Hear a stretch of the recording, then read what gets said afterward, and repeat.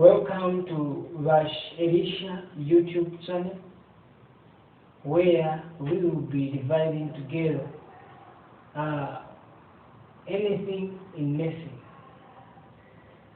Any course in nursing will be divided together with me on the ELISHA YouTube channel. So you can just subscribe and follow for more information concerning nursing. We'll divide together with you things like medicine or surgery, ILH, mental health, leadership and management, pediatrics, and any more, including OSCE or practical examinations. So today we'll go through or we'll run through together on BASHI ELISHA YouTube channel with a condition which affects the multitude in Zambia, not only in Zambia, but worldwide. The condition which is called cholelithiasis. Under cholelithiasis, the main thing that we will go through or run through together, we'll start with the definition, what cholelithiasis is. From definition, we look at the formation and type of cholelithiasis, how cholelithiasis is coming about, and the types of cholelithiasis. Therefore, we look at the predisposing factors or the risk factors which can cause cholelithiasis or which can predispose someone to have cholelithiasis. From the predisposing factors, we go through together the pathophysiology. How is it diverted from normal to abnormal? That is the pathophysiology of cholelithiasis. Therefore, we look at the signs and symptoms of cholelithiasis. When we are done with the signs and symptoms of cholelithiasis, we go through the management. How can we manage a patient with the cholelithiasis? The management, we look at the complications. The complications, look at the preventive measures. Under management, we can look at the medical management, surgical management, and post-operative management. With the interest of time, let's go through together what cholelithiasis is. To start with, as usual, we'll start with the definition. This is BASHI ELISHA YouTube channel. Follow for more and invite others. Definition of cholelithiasis. Cholelithiasis, we are saying, is the presence of gallstones in the gallbladder. This gallbladder is part of the liver, which both the gallbladder and the liver, they are organs of the gastrointestinal tract. They help in the digestion, especially of fats. They help in the elimination of bilirubin and other things alive. Therefore, this was just a preamble to introduce you to say they are the organs of GIT. But what about cholelithiasis? We are saying the presence of gallstones in the gallbladder. The gallbladder under the biliary tree system. So that gallbladder, if it develops stones inside itself, is what we call cholelithiasis. Now, how do these stones form? How do they come about? I want to mention to you to say, we should first understand the contents of bowel juice in the gallbladder. Then, if we understand the contents of bowel juice, then you'll be able to describe how these gallstones they develop. The contents of bowel juice includes water, protein, bile salts, cholesterol, bilirubin, a waste product, as well as the fats. These six, they are the contents of bowel juice.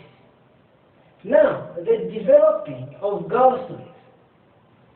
We'll concentrate more on the three factors: the bowel juice, the bowel salt, and cholesterol, and the bilirubin, a waste product.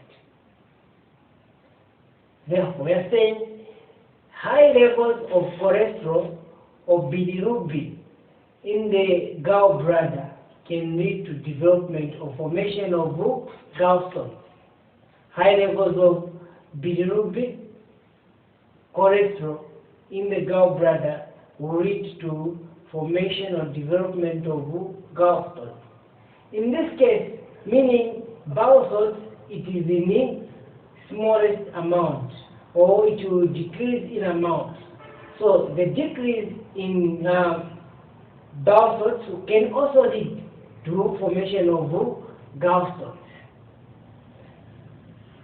So the contents, they are there, but the brain factor is that increase in the two, cholesterol and bilirubin, will lead to formation of gallstones. The main factor or the cause is not well known to why they may be increased to cholesterol or bilirubin, but it is associated with the different factors that can lead to increase in cholesterol or bilirubin that can form gallstones. Therefore, we will learn with you together in the predisposing factors, because the cause, the specific cause is unknown. Therefore, it is associated with other factors. Then the predisposing factors that will run through together with you will start with sex, or we can say gender. It's one and the same, sex or gender. How is sex predisposing people to develop gallstones? We are saying women already are more at risk of developing gallstones as compared to men. Women are at risk of developing gallstones as compared to men. The reason is very simple. During pregnancy, there is high levels of estrogen and progesterone which is produced during pregnancy to maintain pregnancy and facilitate the development of the fetus. The presence of estrogen will elevate the levels of cholesterol in the gallbladder. Meaning, where there is estrogen, levels of cholesterol will be elevated in the gallbladder. This will lead to formation of gallstones. As earlier on we said to say, formation of gallstone is when there is elevated levels of cholesterol in the gallbladder or bilirubin in the gallbladder. If these two, they are in higher amounts in the gallbladder, they will harden. And if they harden later on, they will break down into a small grain of sand, grain-like structure or material crystals that they will break into, that are called gallstones. Meaning to say high levels of cholesterol or high levels of bilirubin in the gallbladder will harden, because the levels of bowel salts at that time they would have reduced or decreased. And if they harden, they will be broken down into crystal-like structures, leading to formation of gallstones. Therefore, estrogen, the presence of estrogen in blood or in the body, will increase the levels of cholesterol in gallbladder. And if there are increased levels of cholesterol in gallbladder, this will predispose this woman to have cholelithiasis or develop gallstones. It is not only during pregnancy. Some of the conditions for women, the therapy that are given, it is hormonal therapy. I'll give an example. If these women, they have excessive menses, they like taking pills to stabilize their menses, pills like microgynon and others. These pills, they are hormonal synthetic pills, meaning they are made of hormones, especially estrogen and progesterone. In the process of these two hormones, they increase the levels of cholesterol in gallbladder.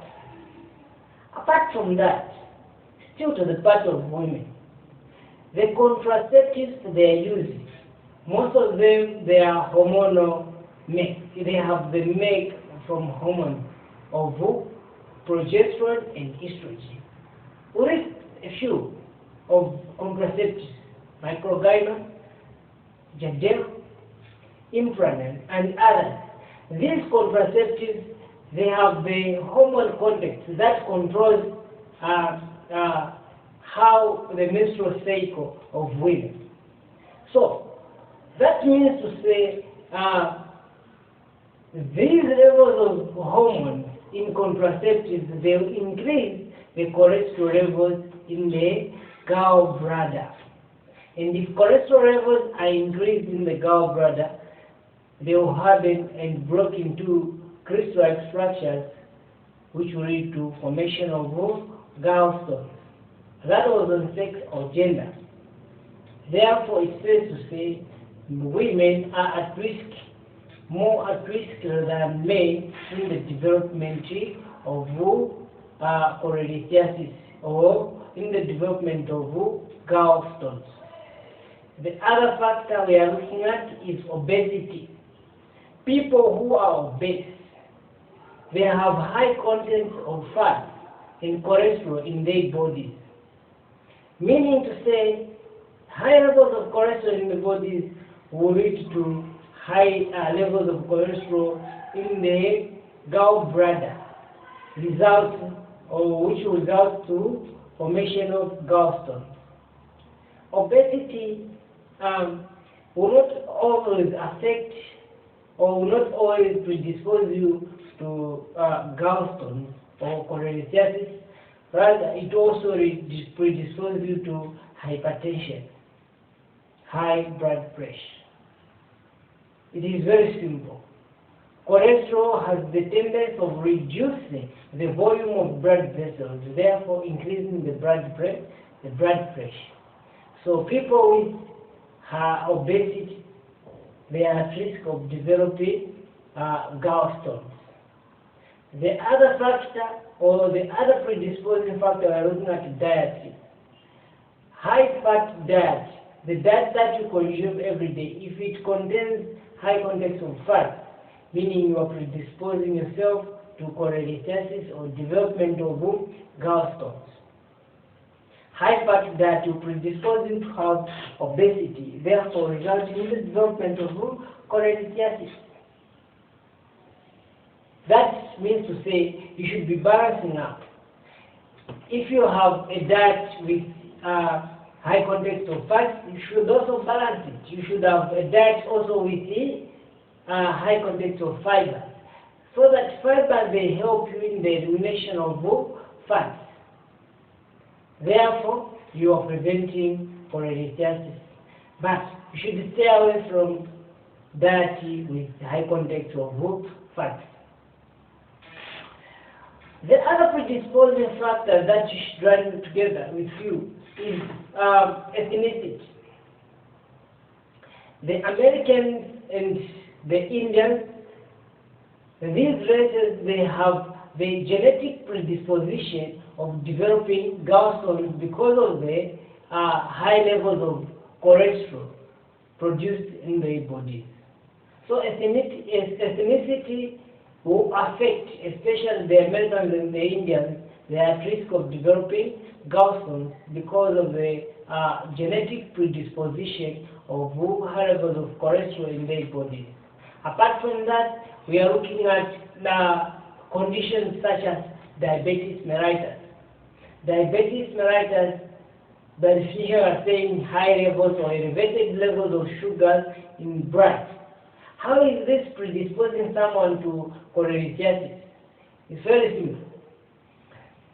The body cells will consider the body to be starving when there is even excess sugar in blood. Therefore, this will say there will be digestion of stored fats and adipose tissues in the body to produce energy because the cells are starving.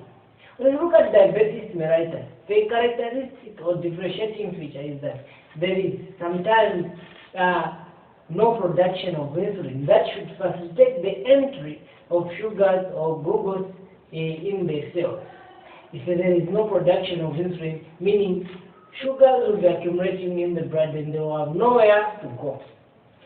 In sometimes the cells they are not sensitive to insulin, so that they can be facilitation of entry of sugars.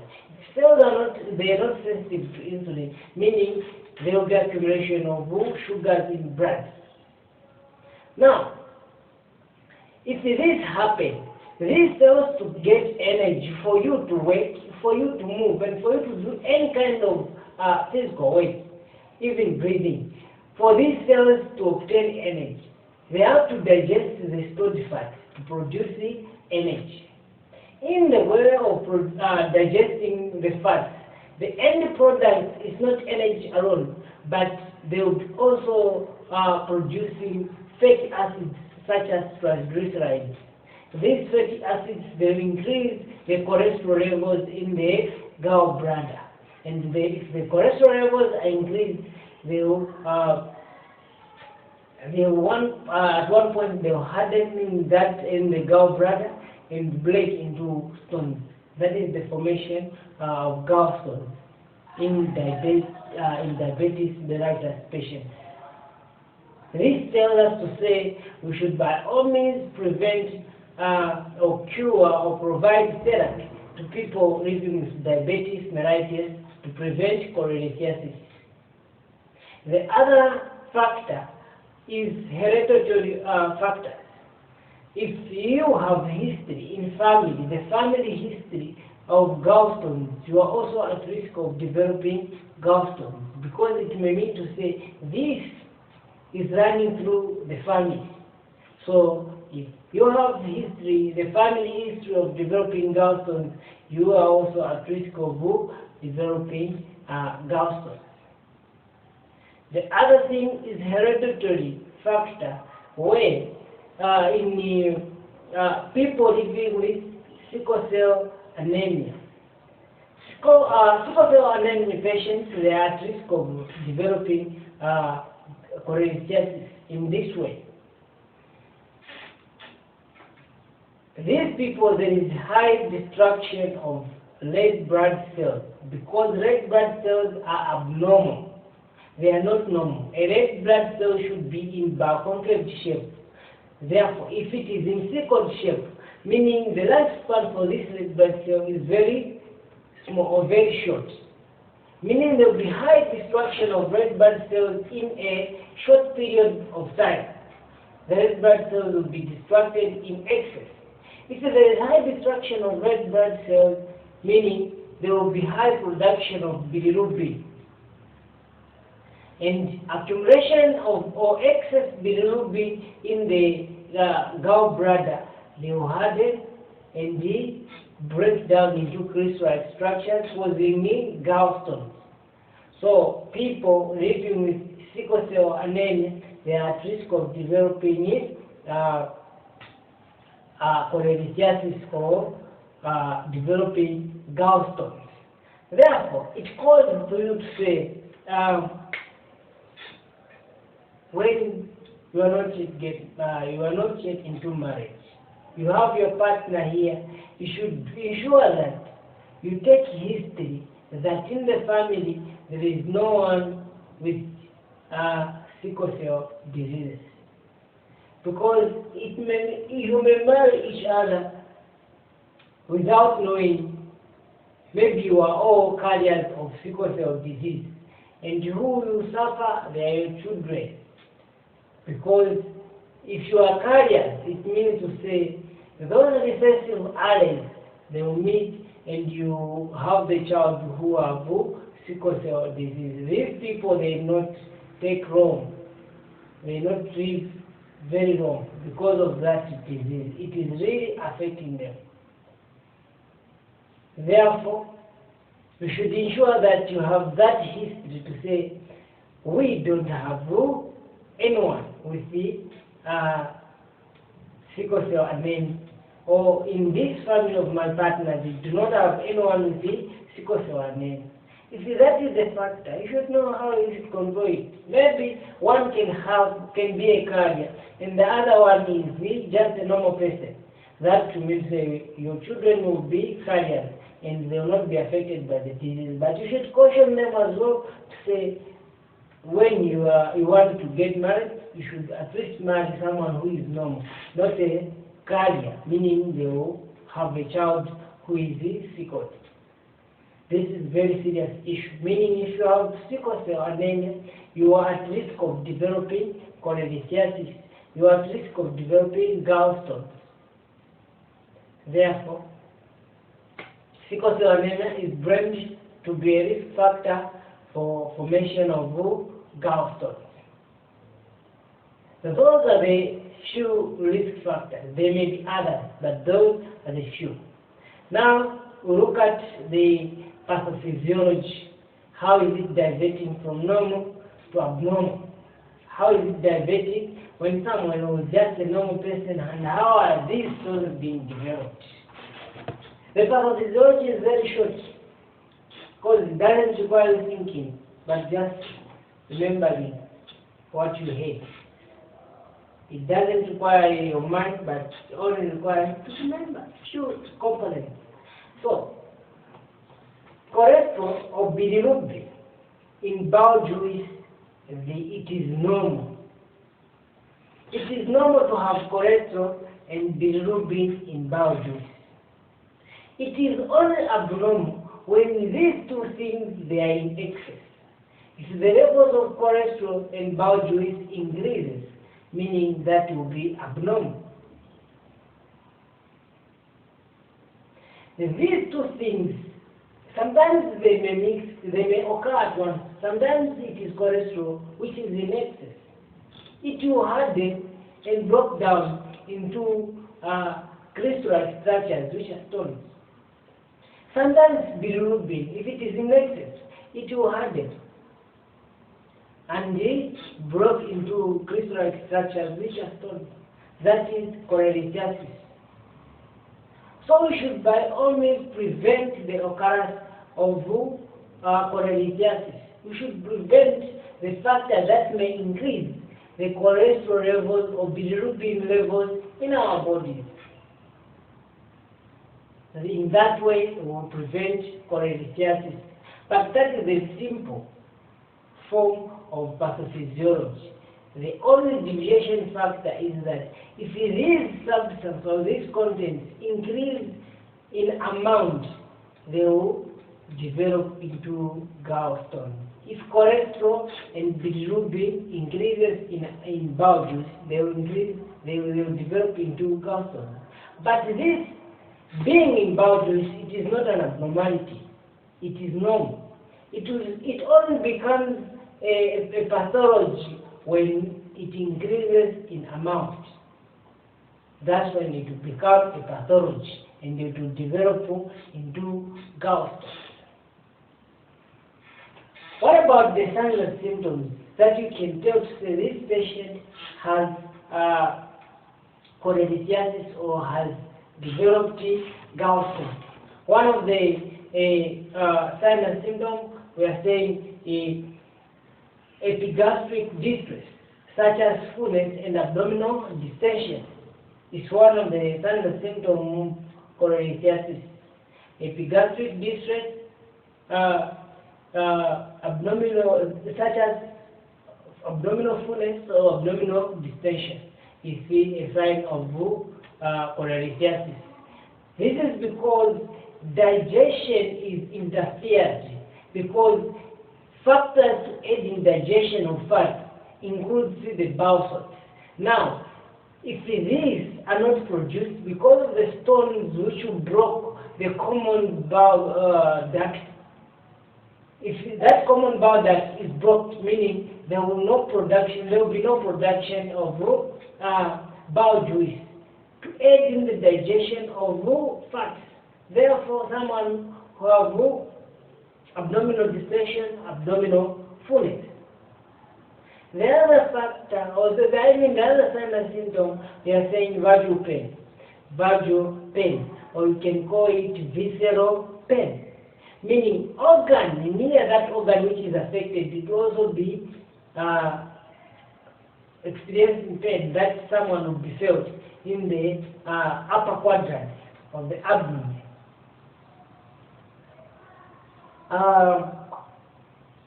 This pain is very dark and it is easily bearable, the vagal pain. Apart from that, we have factors like fever, which is low-grade fever or chills. Low-grade fever or chills. These are the signs that you can see. Apart from that, you have yellow discoloration of the skin, the mucosal lining and the sclera. Sclera, the white part of the eye. So if there is yellow discoloration of the skin and sclera or the mucosal membrane, this may show or indicate jaundice. But in cholelithiasis also appears. The factor is very simple. Why someone who have such signs? The factor is very simple. We are looking at the gallbladder to be one of the organs which aids in the excretion of bilirubin. Now, if this develops stone, and the stones will block the common bile duct, which we call, if there is presence of stones in the gallbladder and the common bile duct, that is, we call it cholelithiasis. Cholelithiasis. That is when there is these stones in the gallbladder and the stones in the common bile duct. Now, if this happens, meaning there will be no excretion of bilirubin because the way or the path where they should be excreted from, it is blocked. They can't have access to the GIT because of the way it is blocked. This will cause the bilirubin in the liver to be disseminated in the vesicular structure, the vesicular system, meaning this bilirubin will be deposited in blood, and excess of it, if it is deposited in blood, then they will see this yellow discoloration of the skin, the mucosal membrane, and the sclera, because bilirubin has nowhere where they can go, where they can be excreted from. And therefore, they will be deposited in blood, and you observe this in the skin, the mucosal membrane, and the sclera. So, it shows to say, one of the complications can be jaundice. One of the complications also can be cholelithiasis, and others we're still looking at them. So, yellow discoloration of the skin, mucosal membrane, and the sclera will be observed at the sign of cholelithiasis because of the obstruction of the common bile duct, where this bilirubin can be excreted through. The other sign and symptom, we are saying clay-colored stool. Clay-colored stool. Why is this? Still, it will take us back to say it's because of the obstructed common bile duct. Because what adds color to the stool is some of the contents such as bilirubin in the bowel juice. Now, if this is not produced, meaning stool will not be added with any content that can give its color. That's why you see someone passing through which is clay colored. Bilirubin is excreted through the GIT as the stechobilinogen. When the common bowel duct is parted. Now if it is obstructed, meaning excretion of this will not take place, and someone will be passing stools which are clay colored. It's one of the sinus symptoms. And the other sinus symptom, we are saying fat intolerance. Because of the factors which aid in the digestion of fat bowel juice. Now, if bowel juice is not produced, meaning digestion of fats will be interfered with.